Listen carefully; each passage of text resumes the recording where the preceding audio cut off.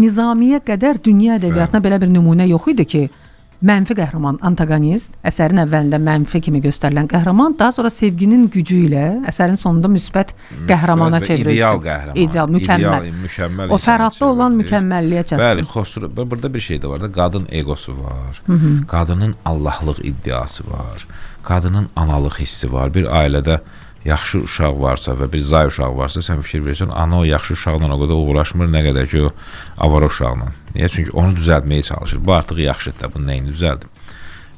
Xosrova şiirinin o qədər enerji sərf eləməyinin bir səbəbi də odur.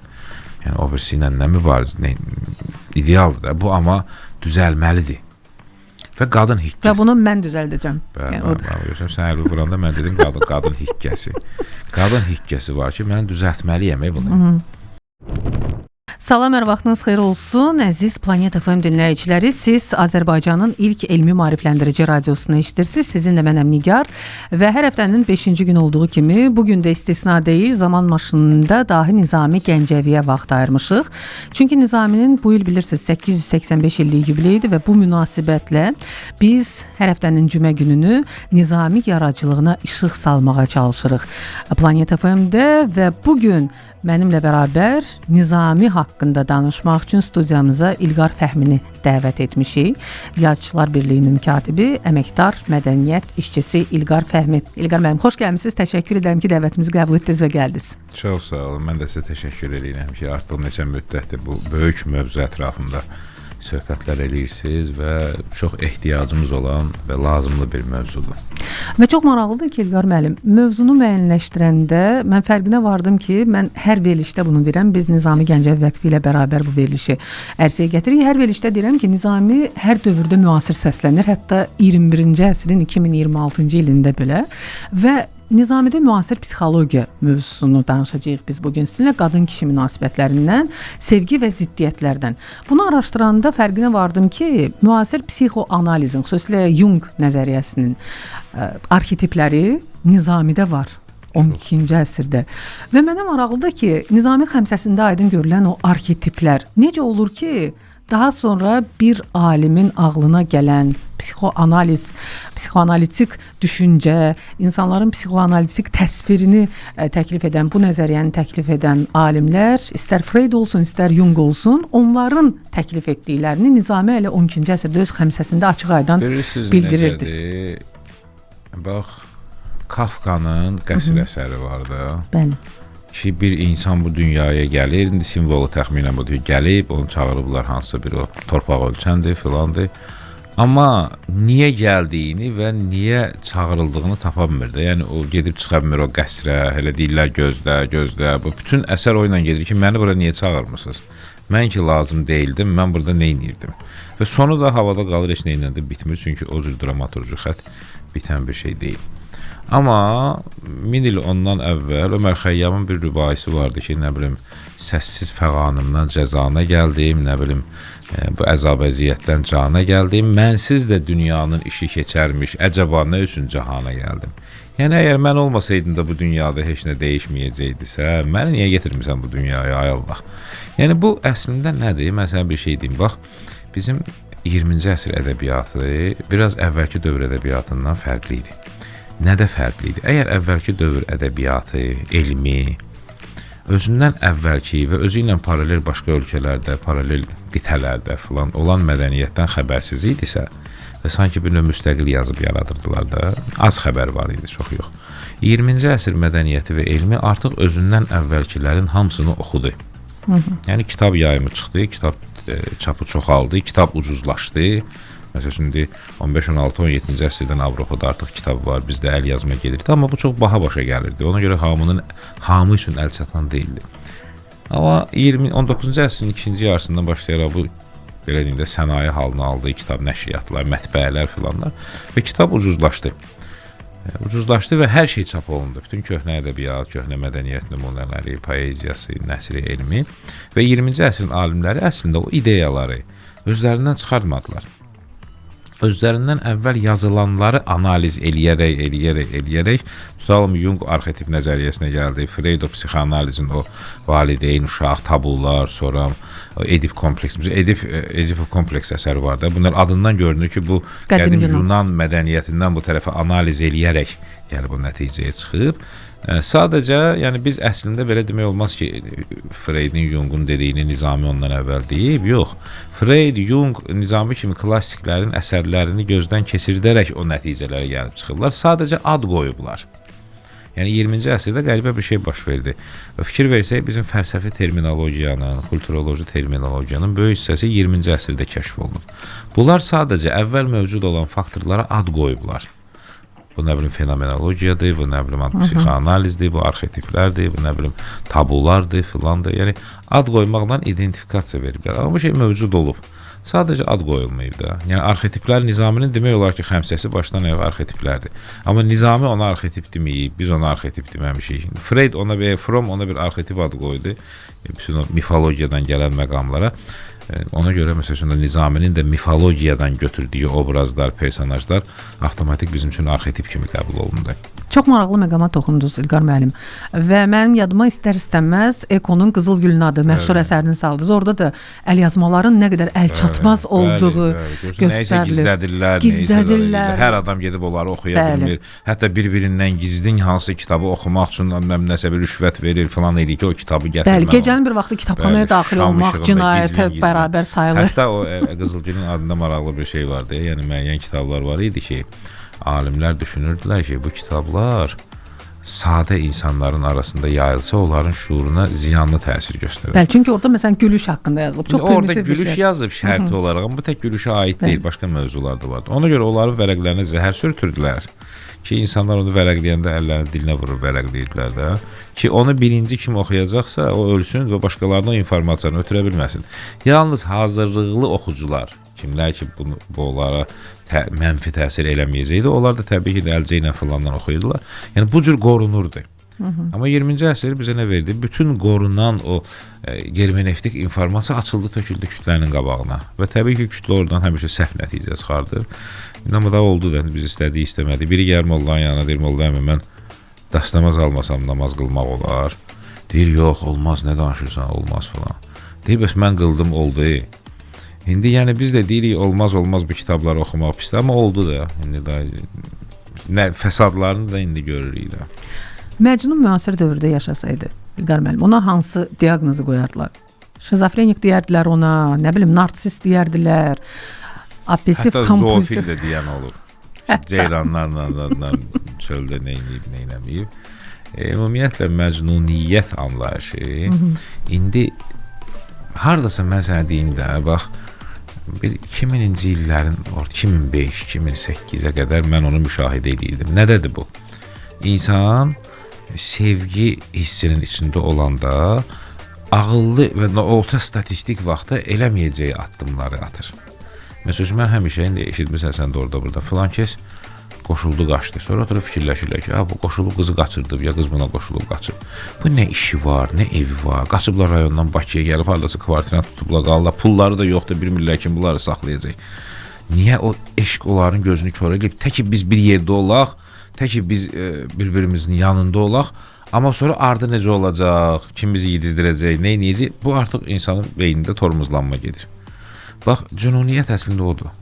Sənin yəni eşq sənin sanki əqlivi paraliz eləyir, iflic eləyir və sən elədiyin hərəkətdə ağılla heç nə düşünə bilmirsən. Amma çox qəribə də olsun, mən axırıncı 5 ildə, 7-8 ildə kiminsə qoşulub qaçmağını, o kör-körənə şəkildə sevgisinin dalıca düşüb hansısa hərəkət eləməyini müşahidə eləmirəm.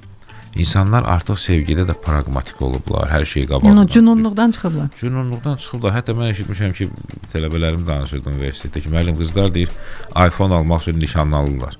Şimdi nişanlanır, iPhone alsınlar, olsun, iPhone alandan sonra gedirlər, nişanı qaytarırlar. İndi gəl bunu Məcnuna izah elə, yəni, gəl bunu indi Nizami. Bu artıq praqmatizmdir, yəni. Amma Nizami bunlarla da bağlı hamısını yazıb. Nizami, bilsən Nizaminin böyüklüyü nədədir? Bax, biz yaxşı şairlərimiz çoxdur. Dahi dedim bayaq. Mən düşünürəm ki, dahi sözü Nizamiyə aid deyil. Nizami ondan da yuxarıda dayanan bir adamdır və onun adı tapılmayıb, onun adı elə Nizamilikdir. Yəni bax, filmə də baxırsan, seriala da baxırsan, düzdür. Hətta gündəlik seriallarımız da gedir 150 seriya, 180, 500 seriya oldu bizim o bəzi seriallarımız. sən normal qəbul edirsən ki, əgər bu bir ilə çəkilən bir filmdirsə, bunun içində bədii keyfiyyət filan ən yüksək səviyyədə olacaqdır. Amma bu gündəlik serialdırsa, 500 seriya çəkilirsə və bunun hər biri bir gündə çəkilirsə, sən heç ummursan ondan bir belə böyük bir bədii keyfiyyətdə. Deyirsən ki, bu da tələsi yazılan bir şeydir. Kəmiyyəti çoxdur, keyfiyyəti avtomatik zəifləməlidir. Bizim ədəbiyyatımızda kəmiyyəti az olub, keyfiyyəti yuxarı olan sənət əsərləri çoxdur. Ki, yəni bunlar az yazıblar. Füzulinin özü misal üçün. Füzulinin özü böyük miqdarda Nizaminin yazdığının 1/3-ni yazıb. Bəlkə biraz daha az. Bir dənə Leyli Məcnun'da böyük poeması, qalan hamısı, yəni kiçik poemalar, qəsidələr, qəzəllər filan. Ya Nəsimisi, ya başqa şairlərimiz. Yəni həcm olaraq kiçikdirlər. Nizami çoxdur. Nizaminin xəmsəsinin bir poeması Füzulinin bütün divanı boydadır, belə götürəndə. Amma yəni ona bir serial mühiti gözü ilə yanaşsaq, bunun unikallığı nədədir? Sən elə bil ki, serial tipli material müşahidə edirsən ki, orada qəhrəman çoxdur, hadisə çoxdur, hekayətlər çoxdur, deyilən fikirlər çoxdur. Yəni kəmiyyət çoxdur. Amma bunun içindəki keyfiyyət ali keyfiyyətli bədii film keyfiyyətidir. Bu unikaldır. Sən Fellini keyfiyyətində, Visconti keyfiyyətində çəkilən filmin 500 seriya olacağını sən ağlıma gətirə bilməsən. Deyərsən, mümkün deyil insan istedadı bu cür keyfiyyətli, bu cür gözəl bədii tapıntılarla, gözəl bədii elementlərlə zəngin olan bir materialdan 500 dənə istehsal eləsin. Bu fiziki olaraq mümkün deyil. Yəni o kəmiyyət, keyfiyyət təzadı Nizami yaradıcılığında Nizamidə yoxdur. Bu maraqlıdır. Yəni kəmiyyət olaraq sənin üçün bir 500 seriyalı serial boydadır. Xəmsə dediyimiz kimi 5 dənə kitabdır. Hər kitabda çoxlu hekayətlər, hadisələr filanlar. Amma hər birinin içi, yenə deyirəm, sanki bir mən hərdən elə gəlir ki, onu bir adam yazmayıb, nə bilim, bir 20-30 adam oturub hərəsi bir xətt işləyib. Sonra bizdə o bəzən böyük seriallarda, böyük layihələrdə olur. 10-15 dənə serial ssenarisinin adı gedir sonunda. Biri dialoqlar işləyir, biri süjeti işləyir, biri nə bilim xarakterlər işləyir. Belə bir təəssürat yaranır. Yəni bir insan təfəkkürü bu qədər sürətli, bu qədər enerjili, bu qədər ağıllı və bu qədər də istedadlı ola bilərmi? Və Nizamidən sonra bunu təkrar eləmək istəyənlər çox oldu. Amma istedad və ağlı birləşdirə bilənlər olmadı. Yəni, ya əsərlər istedadlı oldu, yəni gözəl poetik təsvirlərdən falan, amma intellekt cəhətdən o qədər yox. Yəni, hissiyata getdilər də. Ya əsərlər çox ağıllı oldu, intellektual, düşündürücü. Amma onun bədii keyfiyyətləri o qədər zəif oldu da. Yəni, sən orada bir poetik bir şey görmürsən. Bu Nizamidə bunları necə birləşdirib bir-birinə, özü də bu cür çox kəmiyyətin içində. Bizən elə beytlər var ki, adam oxuyur və bir də ki, Nizami həmişə təzədir. Niyə təzədir? Çünki çox olduğuna görə sən heç vaxt onun hamısını yadında saxlaya bilmirsən. Və hər dəfə fərəqləyəndə nəsə bir şey çıxır qabağıma ki, sanki bu sənin diqqətini cəlb eləməmişdi. Və bayaq səhər bizim özür istəyirəm, bir dostumuz var, o həftədə bir dəfə, 2 dəfə elə vaxt olur. Bilməm də o necə vərdiş ediblər, yoxsa o bir proqramdır, nədir? WhatsAppda Nizamidən fraqmentlər paylaşır da, yəni ibrətamiz şeylər və bunu inansan ki, sənin sabahlı xeyirdir, sabahlı salam deyir. Yəni tək mənə yox, bütün dostlara, indi yəqin bir qrup halındadır, nədir, mən o mexanizmini bilmirəm, amma ondan mənə mütəmadi olaraq elə Nizamidən fraqmentlər gəlir. Təbii ki, oxumuram da, atıram qırağa, çünki hesab edirəm ki, bildiyim şeylərdir. Amma məsələn, bugün səhər elə gələndə açdım, birinci beytindən tutdu məni. Və sonra ardını oxumadım, yadımda qalmadı, ardında nədən gedir söhbət. Deyir ki, nərd haqqındadır. Ümumiyyətlə, Nizamidə oyun fəlsəfəsi, yenə də deyəcəksiniz ki, o müasir dövrün fəlsəfəsi, o məşhur fəlsəfi cərəyanlar var, həyatın, oyun, insanın oyun rəftarı ki, insan ümumiyyətlə oynayır, oyun oynayan insanlar, insanların oynadığı oyunlar, sonra oynayan insan, yəni bu cür fəlsəfi kitablar çoxdur. Mənim indi müəlliflərin çoxsu yadımda qalmır, bəlkə söhbət elə yadıma düşdü. Yəni bizdə də saçdıq o kitablar var. Məsəl üçün hətta bəzilərində var ki, insanın həyatını oyun mərhələlərinə bölürlər. Uşaq oyunu, sonra qadın oyunu, kişi oyunu. Erik Bjorn'un, yadıma düşdü adı. Erik Bjorn'un məşhur oyun fəlsəfəsi, sonra ondan qabaq Tansuishi Человек Heizingan'ın, Heizingan'ın rəqs edən insan. Yəni rəqs deyil, oynayan insan, belə deyək ki, insan ruhu oynamaq üzərində və s. Bunu qoyuram qırağa. Nizami də öz əsərlərində şahmat və nərdin üzərindən çox fikirlər qurur insan xisləti ilə bağlı. Bax, oyunla bağlı 2 dənə şey deyəcəm sənə. Biri indi səhər oxudum. O birisi hələ fikrimdə idi. Bunu oxuyandan sonra o da yadıma düşdü. Nərd haqqında deyir ki, oyunuyla edib dünyanı heyran. Yəni bir insan elə qəşəng nərd oynayır ki, bütün hamını udur da. Yəni hamını heyran edirsə, deməli udur hamını. Oyunuyla edir hamını heyran, sonda öz-özünə uduzur insan. Yəni insanın öz-özünə uduzmağı, bu bir sənə boyda bir şeydir və bütün dünyanı udan insana, yəni böyük şəxsiyyətlər, böyük alimlər, böyük sərkərdələr ki, bütün dünya, İskəndər, Makedoniyalı İskəndər kimi, nə bilim, Nadir Şah kimi, kim kimi.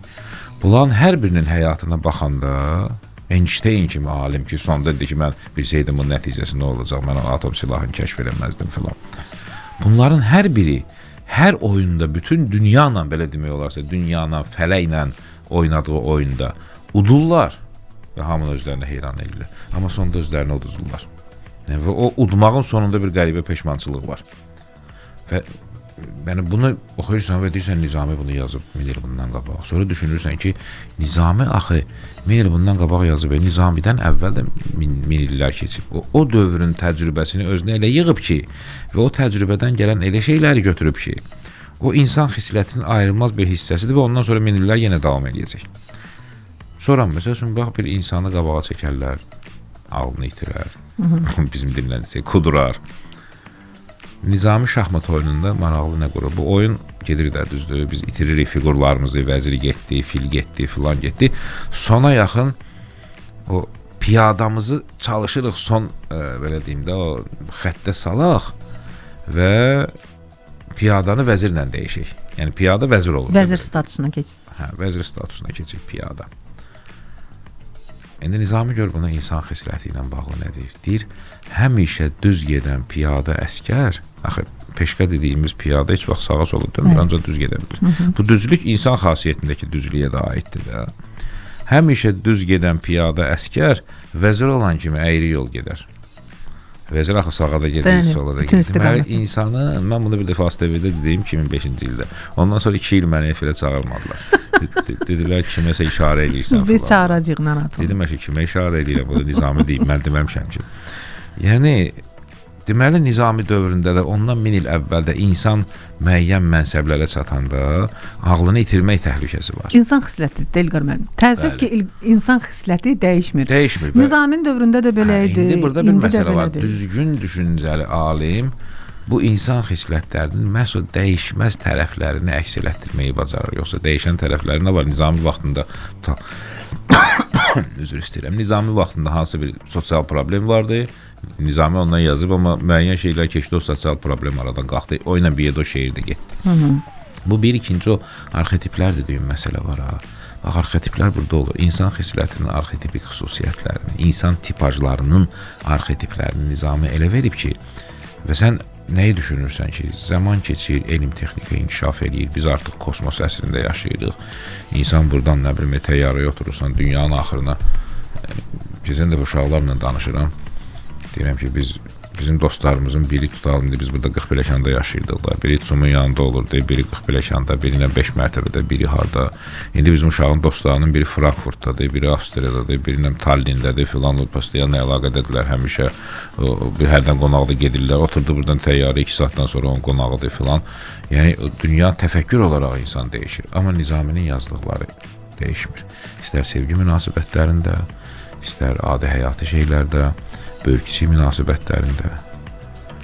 Sən də sevgidən danışdın da, məsələn, Nizaminin sevgini əhatə edən məsələləri çoxdur. İlqar müəllim, Xosrov və Şirindən danışmaq istəyirəm. Xosrov və Şirin sevgi poeması olmaqdan əlavə iki güclü egoya sahib. Həm Xosrov güclü egoya sahib insan idi, həm də Şirin. İki güclü egosu olan qadın və kişinin mübarizəsidir şəxsən mənim üçün. Sizin üçün də belədir, yoxsa yox? Və bu güclü ego sahiblərini bir araya gətirməkdə Nizami hansı mesajı ötürmək istəyib sizcə? Bilirsən, bizim şərq ədəbiyyatında romantik sevgi hekayətləri çoxdur da. Leyli Məcnun məsələn Nizami ilə özü o cür yazıb. Sonraki dövrlərdə xeyli sayda. Yəni məğzi nədir bu romantik dediklərimizin? Sevənlər idealdılar və bu sevənləri bir-birindən ayırmaq istəyən qüvvələr var ki, onlar bunların qovuşmağına mane olurlar. Yəni yaxşı adamlar, pis adamlar da. Bəli, yəni Antagonistlər. problem sevənlərin özündə deyil, onları bir-birindən ayırmaq istəyən pis cəmiyyətdədir. Bu indiyə qədər də çəkililərdi. Yəni o yanaşma tərzi belə deyim də gənclərin, yeniyetmələrin yanaşma tərzinə uyğundur deyənə o cür əsərlər çoxdur. Romeo Julietası filanı. Nizami burada qadın-kişi münasibətlərinin müdrik yanaşmasını ortaya qoyub ki, əslində kənardan problem yoxdur. Problem bunların özündədir. Və sən Xosrov və Şirindin o əsər əslində 5 bucaqlı əsərdir. Yəni məhəbbət 3 bucağı deyirlər. Burada məhəbbət 3 bucağı da deyil, 4 bucağı da deyil, 5 bucağıdır. Birinci Xosrov və Şirini sevir. Birinci mərhələdə sən deyən o egoların mübarizəsi gedir. Şimdi hər ikisi tərəf haqlıdır ya əslində. Belə götürürsən, Xosrov Şirinə deyir ki, sən mənə təslim olmalısan. Təbii ki, mən sənə vuruldum, aşıq oldum, sən də məni sevirsən. Şirin də deyir, bəli, özü rahat halda deyir, bəli, mən səni sevirəm. Amma sən məni sevirsənsə, gəl normal qayda qanundan ailə quraq evlənək filan da.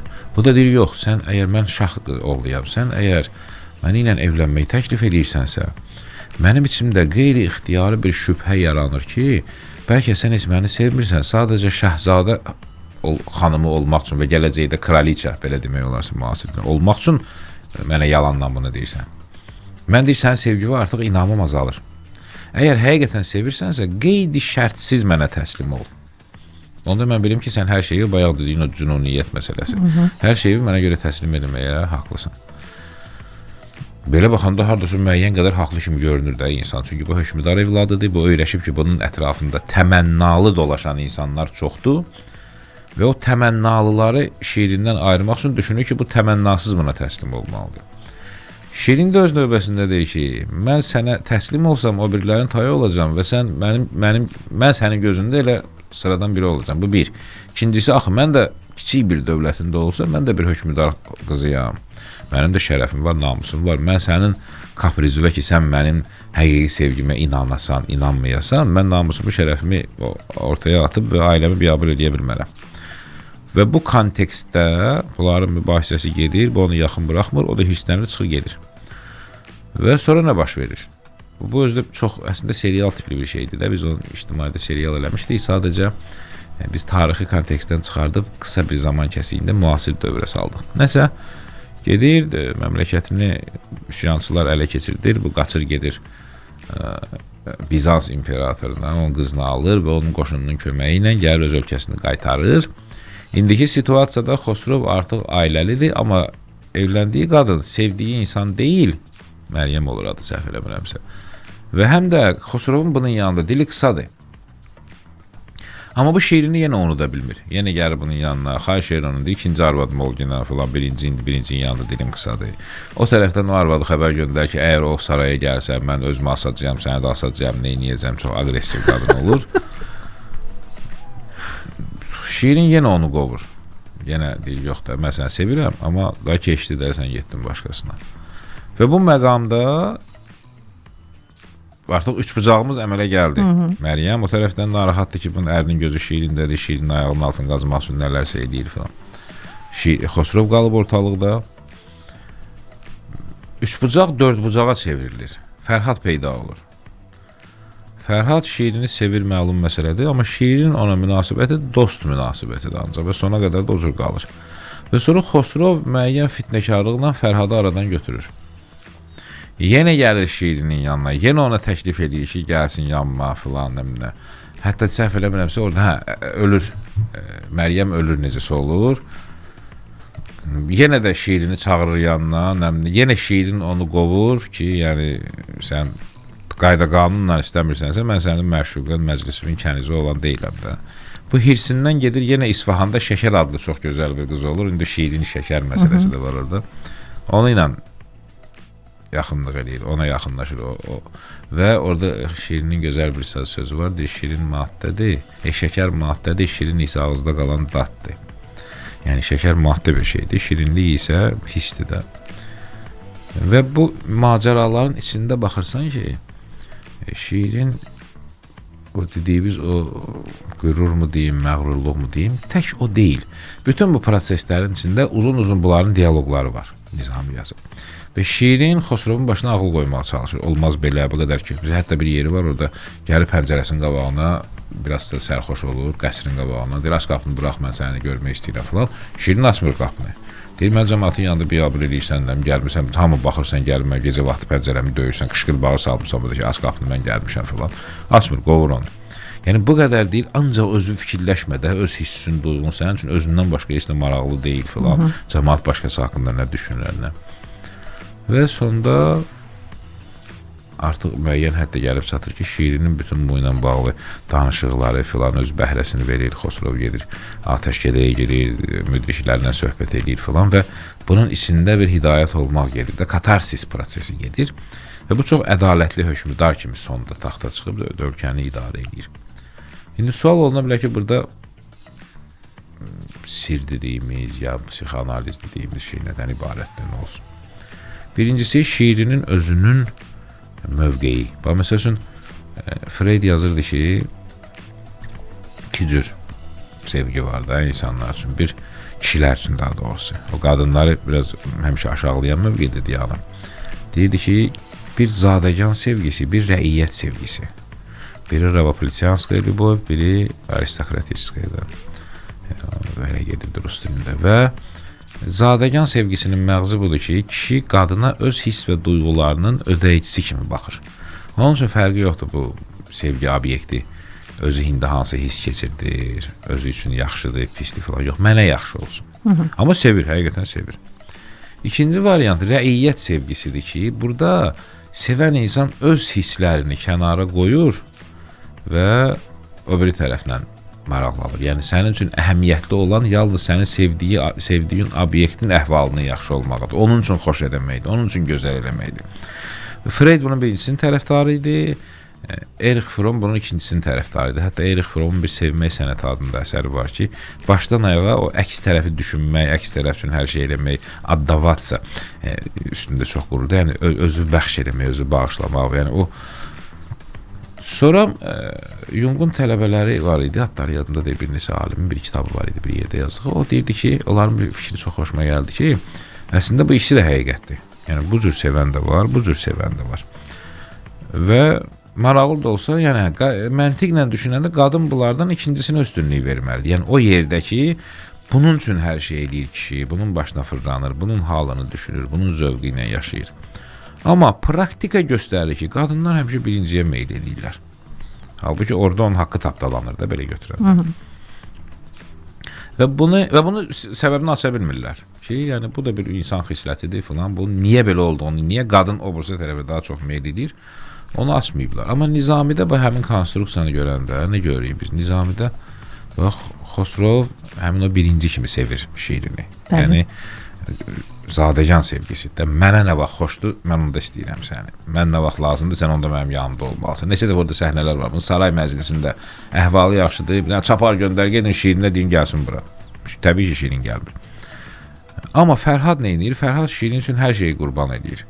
Dağları yararam sənin üçün, ürəyimi verərəm sənə. Yəni, özü də ki, Fərhad Nizami məqsədli şəkildə onları təsvir edir. Vizual cəhətdən də şiirin Xosrovdan çox-çox yaxşıdır. Yəni, Xosrov arıq-marıq bir hökmdar şahzadə oğlu, sonra hökmdar özü də çox sərxoşluq zad elədiyinə görə biraz özü də belə demək olar, tökülən görkəmdə olub.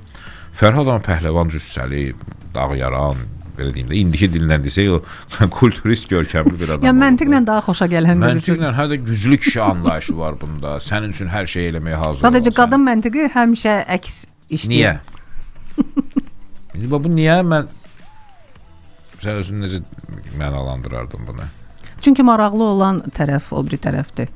Nədədir onun marağı yəni? Bu incidir axı səni, bu əsəbləşdirir səni, sənin şəxsiyyətini tapdalayır, bu nə bilim. Yəni hər dəfə nəsə təklif etməklə, hər dəfə bir maraq qatmaqla və hər dəfə də etiraz etməklə bu iş maraqlı alınır. Bir də var ki, Fərhaddır. Getdi Bilsutun dağını yardı.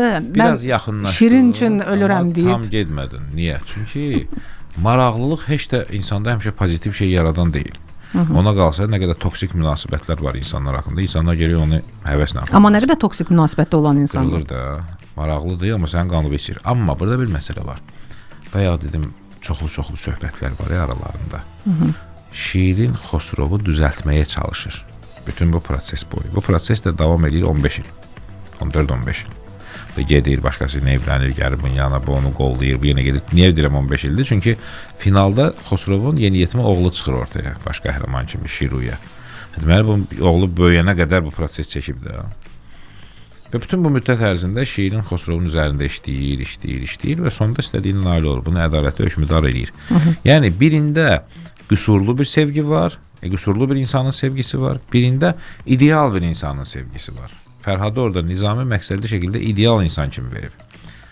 Amma ideal insan ona görə maraqlı deyil ki, bu ilə ünsiyyət maraqlı deyil. Yox, əksinə onu da maraqlı eləyib Nizami orada. Ki, orada bir yeri var, hətta Məcəstu, Dani, İqlidis, Qoşayı, Fərhadı təsvir eləyəndə deyir ki, Əlmagest, Məcəstu, Əlmagestin əsəridir o Yunan filosoflarına. Məcəstu, Dano, Əlmagesti bilirdi, İqlidis də Evklid, ərəb tələffüsünün Evklidin adıdır. Evklidi də açırdı. Yəni, özü şiirin həmişə o ilə söhbətə çox meyilli olub.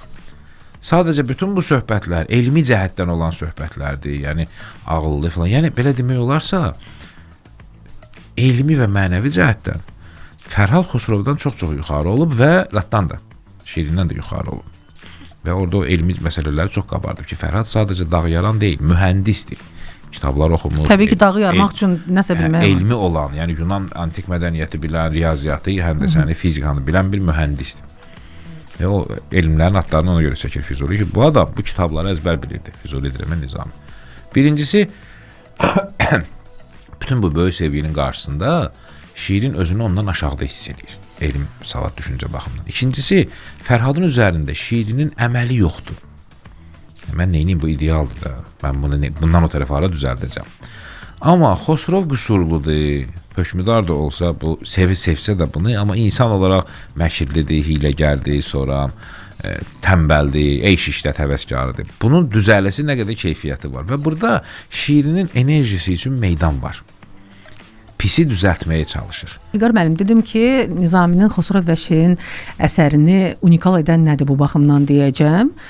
İndi biz fasilədə də xatırlamağa çalışdıq sizinlə. Düzdür, yəni biliyimiz imkan verən qədər təbii ki, bütün hər şeyi bilə bilmərik, amma Nizamiyə qədər dünya ədəbiyyatına belə bir nümunə yox idi ki, mənfi qəhrəman, antagonist, əsərin əvvəlində mənfi kimi göstərilən qəhrəman, daha sonra sevginin gücü ilə əsərin sonunda müsbət qəhrəmana çevrilsin. İdeal qəhrəman. İdeal, mükəmməl. O Fərhadda olan mükəmməlliyə çatsın. Bəli, Xosrov, burada bir şey də var da, qadın egosu var, qadının Allahlıq iddiası var.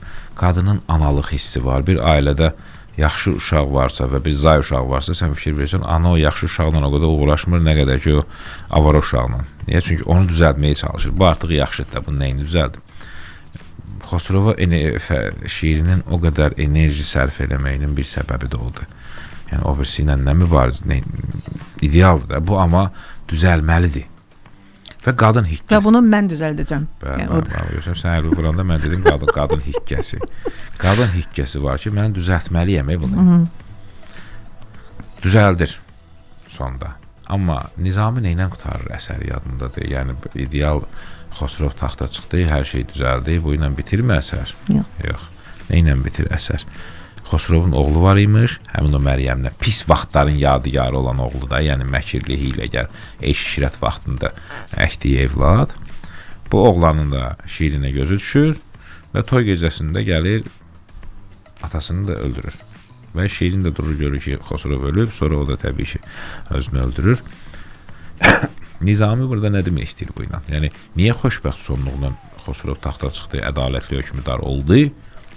Şirin də onun yanında oturdu. İkisi bir yerdə başladılar xoşbəxt şəkildə şahlıq eləməyə. Göydən 3 alma düşdü. Onun biri ora, biri bura. 3 dənə iPhone düşürdü göydən. Və niyə belə qurtarmadı? Niyə o... Burada bir məsələ var. Qadının Allahlıq iddiası sonda qələbə çalır. Xosrov ideal olur. Amma Nizami həm də qadına müraciətlə deyir ki, sən Allah deyilsən. Niyə? Çünki sən bu insanın özünü düzəltdin. Amma bunun o pis vaxtının törəməsi olan bir günahının yadigarı ki var, o özü onun qatili olacaq. Yəni sən insanı düzəldə bilərsən, amma bu insan, Allah bunu belə yaradıbsa, Allah bunu qüsurlu, rəzil yaradıbsa, sən bunu düzəltməyə çalışsan da onun qüsurluluğunun, rəzalətinin hansısa bir elementi sonunda gəlib yenə işləri korlayacaq. Keçmişi öz sözünü deyəcək. Deməli sən insanı düzəldə bilərsən, katarsisə gətirib çıxarda bilərsən, amma onu keçmişindən ayıra bilməzsən. Bu da sanki qadına mesajdır ki, sən Allah deyilsən. Səni düzəltməyin yalnız illüzor ola bilər, illüziyalı ola bilər. Yəni o baxımdan bu əsər həm insan psixologiyasıdır, həm bir tanrı-insan münasibətləri var. Həm indi mən bunu ümumi hekayəti danışdım da, o əsər neçə 100 səhifəlik əsərdir. Orada içində o qədər psixoloji incəliklər var ki, insan xisləti ilə bağlı. Bu məsəl üçün xırda bir şey deyim sizə. Freudun seksuallıq nəzəriyyəsində 2 dənə şeyin üstündə gedir də, insanın fiziki aclığı və seksual tələbatı. Bunun hansının ön planda olmağı, hansının insanı daha çox idarə eləməyi filan. Xosrov şiirinin sarayına gəlirlər, acı olurlar, kənizlər bunlar üçün yemək gətirir. Birinci mərhələdə bunlar acdılar axı, uzaq yoldan gəliblər. Bunun fikrində hələ fiziki acılıqdır. Gələn qızlara baxırlar kənizlərə, deyir ki, qəşəng kənizlər girdi içəri, bunun sinəsi almaya oxşayırdı, yanı çörəyə oxşayırdı filan şeylərlə. Yəni bunun gözünə yemək görsənir hər yerdə. Sonra deyir, biraz yedilər, biraz rahatladılar, özlərinə gəldilər. Sonra deyir, yenə kənizlər meyvə gətirdilər, nəmnə gətirdilər və meyvələrə baxdılar, gördülər, bu meyvə qadın sinəsinə oxşayır, bu meyvə filan yerə oxşayır, qadın saçına oxşayır. Deməli, artıq birincidə qadınlar gözlərinə yemək kimi görsənirdi. İkincidə yeməklər gözünə qadın kimi görsənir. Deməli, artıq bu həm də o fizioloji istəklərin bir-birini əvəz eləməyi və bu cür xırda incəliklər çoxdur Nizamidə. Sonra məsəl üçün mən bizim bir çox xanımlara, bir çox sahəyə aiddir. Mən o xanımlara şamil edirəm və həyatımda da o cür məsləhət verdiyim insanlar çox olub da. Ziyalı xanımlarımızın sırf Azərbaycanda belə bir problemi var. Gənc yaşından, yox, institut qutarım, sonra ərə gedərəm, yox, nə biləm, qoy magistr qutarım, yox, qoy doktoranturaya girim, qoy iş tapım, qoy karyeramı qurum və həmin müddət ərzində bütün diqqəti qoyurlar karyeranın, elmin, savadın üzərinə və onlara yaxın gələn oğlanları uzaqlaşdırırlar. Bütün o mərhələləri keçəndən sonra da gəlib çıxırlar 33-35 yaşa və birdən-birə ayılırlar ki, daha əvvəlki kimi gələn də yoxdur. Bunlar həmin o dediyi şeylərə nail olublar, amma sonra gələnlər də ya onlardan aşağıdır, ya nədir, deyir, yox, mən tutalım elmlər namizadı adamı filan kesin, nəyə gedəcəm filan, belə-belə. Yəni artıq bəyənməmə mərhələsi başlayır. Müəyyən vaxtdan sonra isə sanki birdən ayılırlar ki, ömür keçdi, qutardı, mən heç kimi ailə qurmamışam filan, sonra kimə gəldi gedirlər? Taksi şoföründən tutmuş, nə bilim, santexnik, ən aşağıda belə insanlara. Belə pis çıxdı biraz, elə çıxdı ki, onlar hamısı aşağıdırlar. Amma yəni cəmiyyətdə tutduğu mövqe baxımından da, yəni əvvəl bəyənmədiyi insanlara, yəni əvvəl özlərinə layiq bilmədiyi, özünə layiq bilmədiyi insanlara gedirlər. Nizami deyir ki, nəxli ki bərpayi bala rəsəd, dəst-i çənan keşkil bə xurma rəsəd. Bu xurma ağacı ki var, nəxil deyir ona. Bu deyir, çox uca olanda, çox uca oldusa, əlimiz necə çatsın o xurmalara? Biz orada dalıca izah edirik ki, əgər əlimiz çatmasa bir müddət o xurmalara, müəyyən vaxtdan sonra o xurma yarpaq quruyub düşəcək, o xurma düşəcək yerə və həşəratlara, qurtquşa qismət olacaq.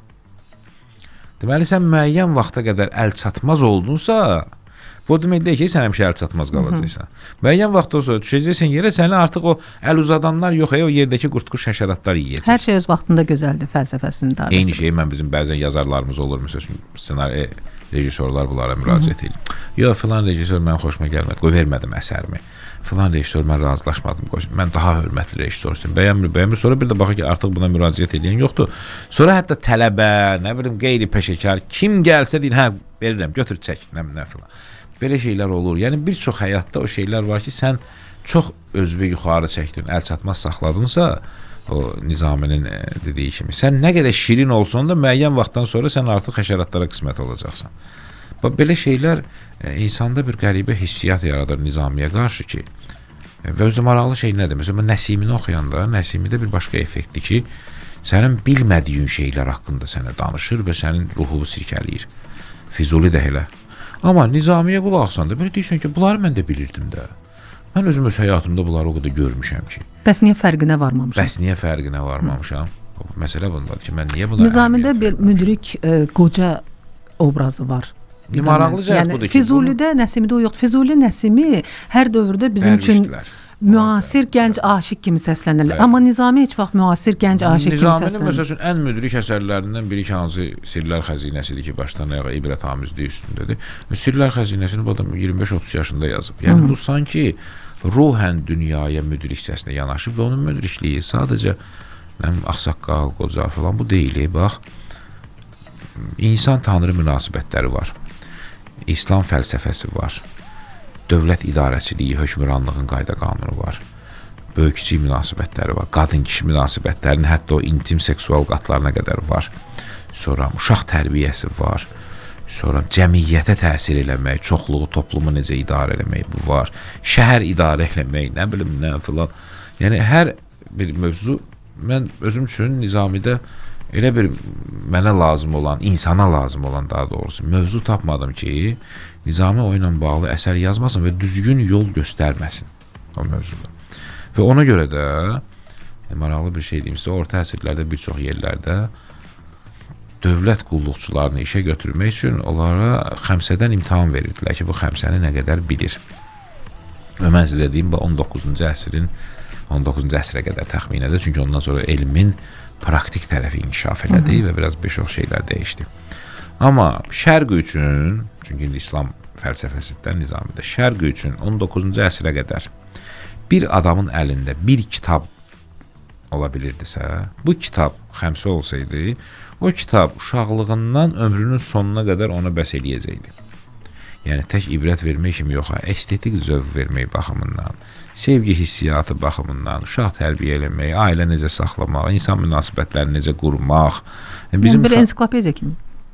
Tam olaraq, bizim uşaq vaxtı məktəbdən çox oxuduğumuz nə idi? Misal üçün, o itləri saxlayır, itləri yedizdirir, xidmətçi ki, bilirəm, əvvəl-axır mənim bura gəlib çıxacaq. Yadıma gəlir o hekayətdə köpəklərlə bağlı. Necə, bu bunu orta əsrlərin hökmdarı ilə münasibət üçün yazıb da. Amma belə baxırsan, indiki dövrdə, məsələn, böyük şəxsiyyətlər, böyük insanlar ki var. Baxırsan ki, doğrudan da bunlarda qəribə bir xasiyyət olur da. Qəfildən birdən, məsələn, kiçik bir şayədən kimsə gəldi bunlara kiminsə haqqında nəsə dedi, neynədi. O saat qəribə bir şübhə toxumu düşür və o insana münasibəti qəfil şəkildə dəyişir. İndi sadəcə indi edam olunmaqla bitmir təbii ki, amma baxırsan ki, yəni idarəçi insanların bu xüsusiyyəti deməli Nizami vaxtında da olub. Və bundan sonra da var. Nizami vaxtında da varsa, indi də varsa, deməli sən artıq o xarakteri öncədən hesablamalısan ki, belə şey ola bilər ha.